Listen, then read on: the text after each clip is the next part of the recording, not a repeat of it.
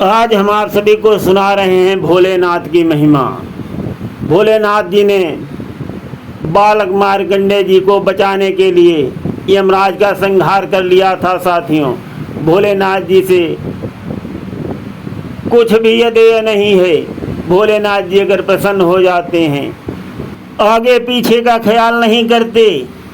वो ये नहीं देखते कि दुराचारी है तो दुराचार करेगा और आगे जैसे भी कर्म होंगे फल तो वैसा मिलना ही है।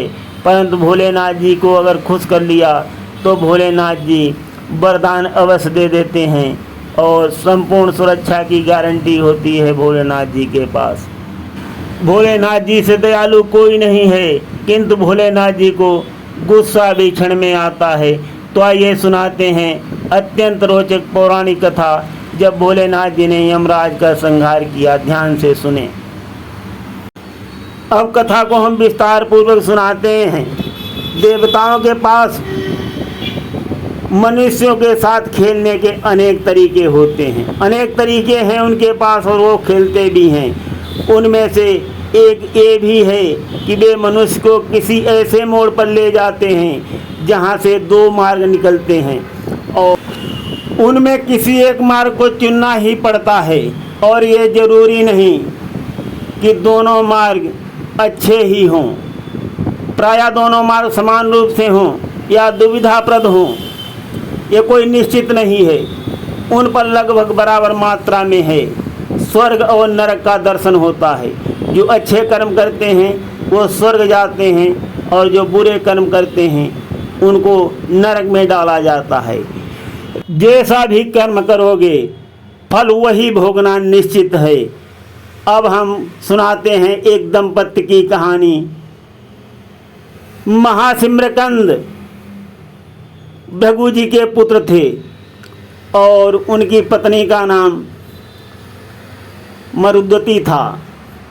उनके कोई संतान नहीं थी।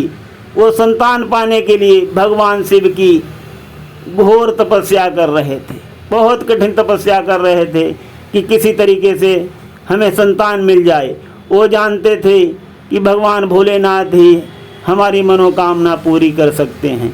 देखिए साथियों, यहाँ पर अब दो राहे की बात आ जाएगी आपके सामने। कैसे देवगण हमें दो राहे पर ले जाते हैं, बहुत ध्यान से सुनना। उनकी तपस्या से भगवान भोलेनाथ जी प्रसन्न हो गए और उनके सामने आ गए, कहने लगे कि मांग लो वरदान। प्रभु आपने सब कुछ दिया है और कोई चीज़ की हमें आवश्यकता भी नहीं है। हमारे संतान नहीं है। भोलेनाथ जी बोले, संतान मैं आपको दूंगा, आपको पुत्र मिल सकता है, परंतु आपको विकल्प चुनना पड़ेगा। भोलेनाथ जी ने भी दो राहों की बात कर दी। आपको या तो ऐसा पुत्र मिल सकता है जो दीर्घायु हो, लंबी आयु वाला हो, किंतु वो नासमझ होगा, उसको कोई समझ नहीं होगी। अथवा ऐसा पुत्र मिल सकता है जो बुद्धिमान होगा, किंतु वो केवल 16 वर्ष तक ही जिएगा। जो बुद्धिमान पुरुष होगा, पुत्र होगा, वो केवल 14 वर्ष तक ही जिएगा। आप दोनों कौन सा विकल्प चुनना पसंद करोगे? भगवान भोलेनाथ जी ने मृकंद ऋषि और मरुद्वती से कहा। मृकंद और मरुद्वती ने एक दूसरे की आंखों में देखा। शिव ने फिर पूछा, आयु अथवा यश क्या चाहिए? ऋषि ने शिव के सामने हाथ जोड़कर कहा, हम दोनों की एक ही इच्छा है महादेव जी। दीर्घायु पुत्र की संभावना निसंदेह मनमोहक है। उसकी उपस्थिति निश्चित रूप से वृद्धावस्था में हमें राहत देगी, किंतु अगर वो नासमझ हुआ तो उसकी ही जिंदगी नरक बन जाएगी। तो ये हमारा विकल्प जो होगा वो स्वार्थ से भरा होगा। इसलिए प्रभु हमें अल्पायु वाला बुद्धिमान पुत्र ही चाहिए। वो भले 16 वर्ष तक जिएगा परंतु गुणवान होगा, तो उसका यश कीर्ति जो है वो अमर हो जाएगी। तो भगवान भोलेनाथ जी ने एवं मस्तु कह दिया। कुछ समय के बाद एक बालक का जन्म हुआ। उन्होंने अपने उस पुत्र का नाम मार्कंडेय रखा।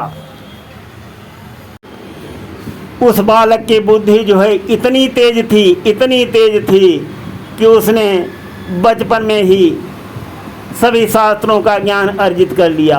दूर दूर से ऋषि मुनि उसको शास्त्रार्थ करने के लिए बुलाने लगे। बहुत जल्दी ही मार्कंडेय जी बहुत विख्यात हो गए और बड़े बड़े ऋषि मुनि तपस्वी उनसे शास्त्रार्थ का ज्ञान लेने के लिए उनके घर पर आने लगे। किशोरावस्था में ही मार्कंडेय जी को सभी वेदों और सभी शास्त्रों का ज्ञान भली प्रकार से हो गया और सारी पृथ्वी पर मार्कंडेय जी की जय जयकार होने लगी। परंतु साथियों, समय का चक्र जो है वो चलता ही रहता है। वो अपनी गति से ही चल रहा था। जल्द ही मार्कंडेय जी का वो 16वां जन्मदिन भी आ गया। उसके प्रत्येक जन्मदिन पर ऋषि मृकंद यज्ञ का आयोजन करते थे। परंतु उस दिन प्रातः बालक मार्कंडेय जी उठा तो उस पर अजीब सी उदासी छाई हुई थी। उसे न मंत्रों की ध्वनि सुनाई दी और न ही प्रसाद की सुगंध आई। और उसने अपनी आंखों से देखा कि उसके पिता जो हैं अंतिम संस्कार के लिए एक चिता तैयार कर रहे हैं। उसने पूछा, पिताजी किसकी मृत्यु हो गई है? पिताजी ने कहा, अभी तक किसी की नहीं। बालक ने फिर कहा, फिर चिता क्यों तैयार कर रहे हो? मृकंद ने मुस्कुरा कर कहा, इस बार ये तुम्हारे लिए बेटा।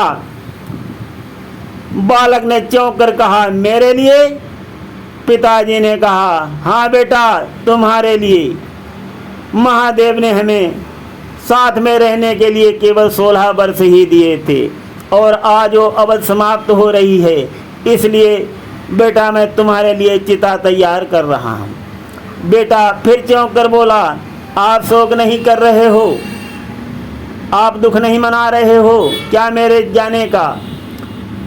वो अपनी माँ के पास गया और पूछा तो माँ उस समय एक कलश लिए कुटिया से निकल रही थी।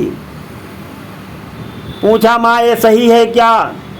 तो माँ ने सारी घटना बालक को बताई और कहा कि भोलेनाथ जी ने जब हमें वरदान दिया था तब 2 विकल्प दिए थे। एक नासमझ पुत्र दीर्घायु वाला देने को कहा था और गुणवान पुत्र 16 साल तक के लिए देने को कहा था। सारी घटना बताई तो हमने यही विकल्प चुना था। मरुदती ने मार्कंडेय को स्नेहपूर्वक पकड़ लिया। इसके बाद माँ ने बालक को गले लगा लिया और बोली कि मैं धन्य हो गई, धन्य हो गई। बेटा फिर बोला, माँ मुझसे विदा होकर के आप कैसे धन्य हो जाओगी? माता बोली, अरे बेटा तुम्हारा यश जो है अमर रहेगा। इतने दिनों में ही तुमने जो यश और कीर्ति कमाई है उसको कोई मिटा नहीं सकता। और अगर भोलेनाथ जी हमसे पूछेंगे तो हम हर बार यही विकल्प चुनेंगे। आज तुम्हारा भौतिक रूप से भले ही अंत हो जाएगा किंतु तुम्हारा यश सदा जीवित रहेगा और उसी के साथ हमारा नाम सदा के लिए तुमसे जुड़ जाएगा।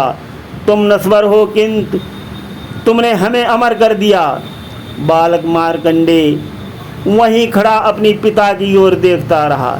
फिर वो बैठ गया और मिट्टी से शिवलिंग बनाने लगा। मैं महादेव से उसी तरह प्रार्थना करूंगा जैसे इतनी वर्षों से करता आया हूँ। ये देवताओं में सबसे उदार हैं, इसीलिए वे निश्चय ही मेरे प्राण नहीं लेंगे। मार्कंडेय ने अपने पिता और माता जी से कहा। मृकंद ने कहा, किंतु उन्होंने ही तुम्हारी मृत्यु का समय तय किया है, वे क्यों उसे बदलेंगे?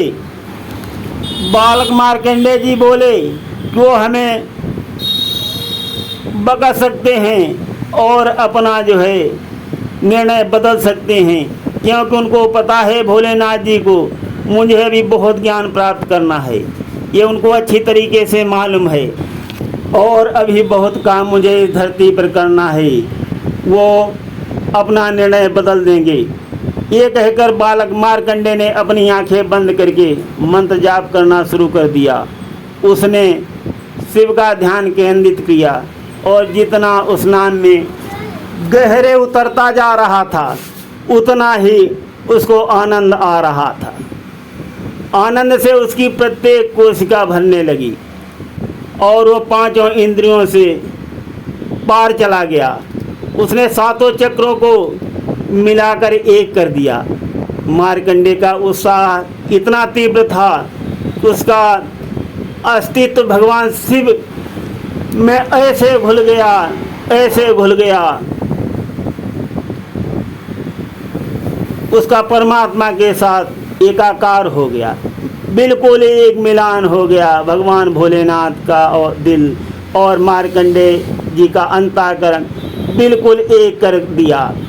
मार्कंडे के लिए ब्रह्मांड में तीनों लोग तीन शब्दों में समा गए। कौन से वो शब्द थे?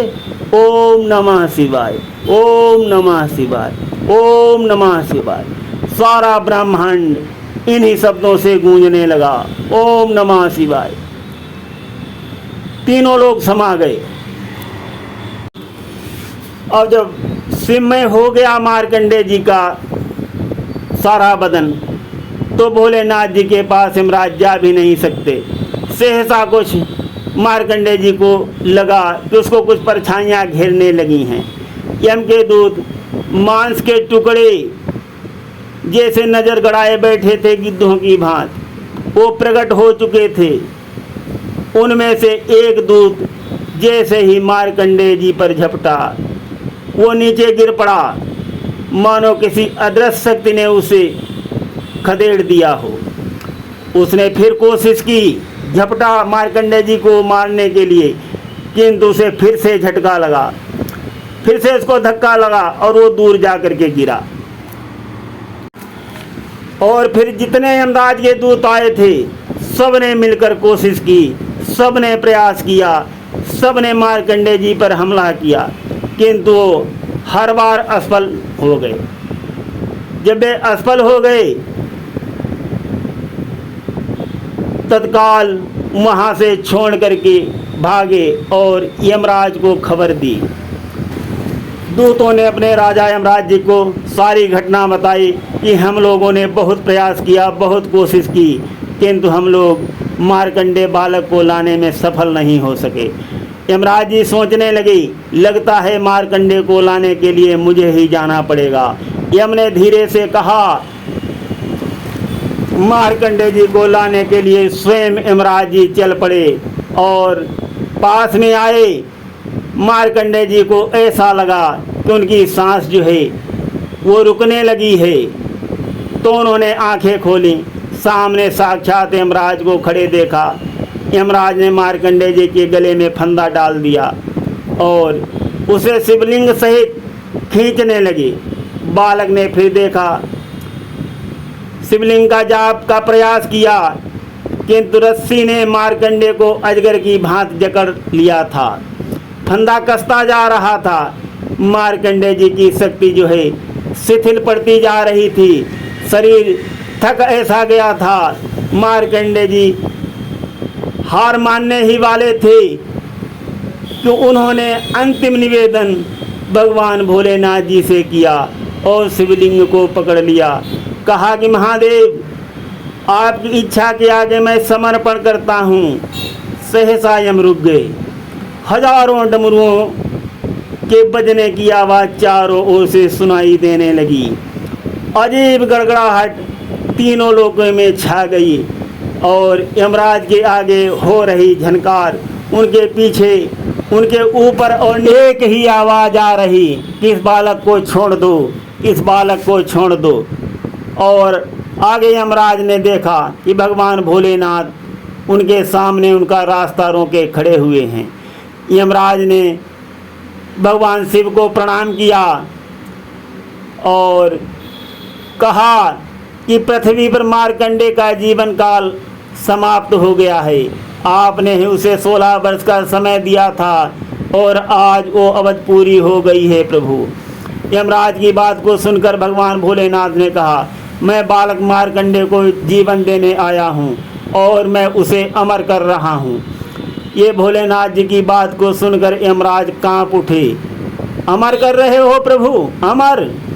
भोलेनाथ जी ने कहा, निसंदेह। यमराज बोले, किंतु आपने उसकी मृत्यु तय की थी, आप उसे जीवन कैसे दे सकते हो?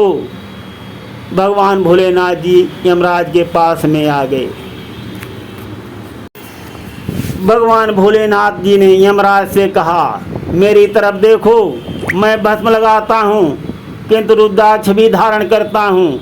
मैं जीवन के बीज और मृत्यु की धूल दोनों से अलंकृत हूँ। इसी विरोधाभास में आपका उत्तर निहित है। जिस तरह मेरा शरीर दोनों तत्वों में सामंजस्य स्थापित करता है, उसी तरह मैं मार्कंडेय की मृत्यु तय की थी और अब मैं ही उसे जीवन प्रदान कर रहा हूँ। मैं उसके लिए सारे नियम तोड़ रहा हूँ। पृथ्वी पर केवल कुछ ही लोग मार्कंडेय की तरह ज्ञान से प्रकाशित हैं और उनकी चिरस्थायी उपस्थिति सभी को लाभकारी सिद्ध होगी। यमराज जी भोलेनाथ जी से तर्क करते हैं, अमरता प्रदान करना लौकिक नियमों के मूल सिद्धांत के विरुद्ध है। यम ने सिर हिलाते हुए कहा, आपने पहले भृगु के पुत्र शुक्राचार्य को मृत संजीवनी विद्या देने का वचन दिया और अब आप भृगु के पौत्र को अमरता प्रदान कर रहे हैं। मृत्यु का देवता होने के नाते मैं किसी मनुष्य को अमर होने की अनुमति नहीं दे सकता। मेरा भी ब्रह्मांड में एक निर्धारित भूमिका है जिसे निभाना मेरा दायित्व है, अन्यथा मुझे यमराज होने का अधिकार नहीं रहेगा। मेरे पिता सूर्यदेव अपने पथ पर अडिग रहते हैं और मुझे भी वही करना चाहिए। आपसे प्रार्थना है भोलेनाथ जी कि मुझे मेरा धर्म निभाने दें, जो मेरा अधिकार है मुझे उसे करने की अनुमति प्रदान करें। यम ने जब ऐसे कहकर आगे कदम बढ़ाया, डमरू और जोर बजने लगा। भोलेनाथ जी के डमरू की आवाज़ और तेज होने लगी, जो सारे ब्रह्मांड में समा गई और वे धीरे धीरे यमराज के निकट पहुंच गए। अदृश्य हाथों से उन्हीं का गला घोंटने लगे। जब भगवान भोलेनाथ जी यमराज का गला घोंटने लगे, तब यमराज तड़फने लगे, उनकी सांसें रुकने लगी। डमरुओं की गूंज उनकी सांस नली में छिद्र कर दिया। यमराज की आंखें जो हैं बाहर निकल आईं। डमरुओं की आवाज़ गूंज रही थी। यमराज भी हिंसक रूप धारण करने वाले थे और वो जैसे ही बल दिखाने के लिए झुकते हैं, भगवान भोलेनाथ जी उनकी गर्दन पकड़ करके मरोड़ देते हैं। ब्रह्मांड की मानो सांस जैसे रुक जाती है। स्वयं मृत्यु का अंत हो गया। जब यमराज का ही अंत हो गया, तब मृत्यु कहाँ रहेगी, किसकी मृत्यु होगी? जब मृत्यु बंद हो गई तो सारा ब्रह्मांड रुक गया। देवता घबराने लगे और नीचे आने लगे। वे भगवान भोलेनाथ की प्रार्थना करने लगे और यमराज को पुनर्जीवित करने के लिए विनती करने लगे। उन्होंने भगवान शिव को याद दिलाया कि यम की उपस्थिति ब्रह्मांड के लिए और पुनर्जन्म के लिए अत्यंत आवश्यक है और ये लय आप बनाए रखने की कृपा करें और ये बहुत महत्वपूर्ण भी है। देवताओं ने भगवान भोलेनाथ जी से विनती की और कहा, प्रभु अकेले कर्म के आधार पर न्याय कैसे कर सकेंगे? इस पर शिव ने देवताओं के समक्ष एक साधारण सी विनिमय का प्रस्ताव रखा। यम को उनका जीवन तभी वापस मिलेगा जब मार्कंडेय को अमरता प्राप्त हो जाएगी। देवताओं ने आखिरकार शिव के प्रस्ताव को स्वीकार कर लिया। यम ने जैसे ही आंखें खोली, सब शिव के समक्ष नतमस्तक हो गए और भगवान भोलेनाथ जी से विनती करने लगे, महादेव, आपने जो कुछ किया है वो इससे पहले किसी देवता ने नहीं किया है। आपने न केवल काल का अंत किया है, अपितु अपने भक्त को भी अमर कर दिया है। इसलिए इस घटना की स्मृति हम आपको कालांतक नाम देते हैं। कालांतक अर्थात जिसने काल का भी अंत कर लिया और काल पर भी विजय प्राप्त की। वो जिसने संसार को दिखाया कि सच्ची भक्ति में कितनी शक्ति होती है। मार्कंडेय जी द्वारा आपका आवाहन करने के लिए जो शब्दों का उच्चारण मार्कंडेय जी ने किया था, वो शब्द अब महामृत्युंजय मंत्र कहलाएंगे। और जो भी मनुष्य इस महामृत्युंजय मंत्र का जाप करेगा उसे मृत्यु का भय नहीं रहेगा। हमें यहाँ पर सीख मिलती है, क्या हम मनुष्य वास्तव में कुछ ऐसा विकल्प चुन सकते हैं? ये मार्कंडेय जी ने भगवान भोलेनाथ जी से पूछा कि क्या ये चुनाव मेरे माता पिता का था? क्या आपने पहले से ही उनके लिए ये चुनाव नहीं कर लिया था? डमरू हंस रहे थे, शिव जी मुस्करा रहे थे। भगवान बोले, हम देवगण जो हैं मनुष्य की परीक्षा के लिए उसके सामने दो रास्ते प्रस्तुत करते हैं, दो राहें होते हैं। वो किस रास्ते को चुनता है और कैसे कर्म करता है। कोई भी रास्ता चुन लो, किंतु अगर कर्म अच्छे करोगे तो उसका फल अवश्य मिलेगा। ये बात मार्कंडेय जी को भगवान भोलेनाथ जी ने बताई और कहा कि तुम्हारे पिता ने तुम मार्ग चुना था, उन्होंने गुणवान पुत्र हमसे मांगा था, और तुमने अगर इतने अच्छे कर्म न किए होते तो तुमको हम कैसे अमरता प्रदान कर सकते थे। तो मनुष्य के जीवन में दो राहें अवश्य आते हैं, परंतु साथियों यही सबसे विनती है, कोई भी रास्ता चुनना, किंतु आचरण और कर्म अच्छे ही करना, क्यों कर्मों का फल अवश्य ही भोगना पड़ता है। सुनते रहिए गिरीश अध्यात्मिक ड्रीम में। इस प्रकार भगवान भोलेनाथ जी ने मार्कंडेय जी को अमर कर दिया और उनके माता पिता भी बहुत खुश हो गए, आनंदित हो गए। सुनते रहिए। धन्यवाद। ये भोलेनाथ जी की महिमा।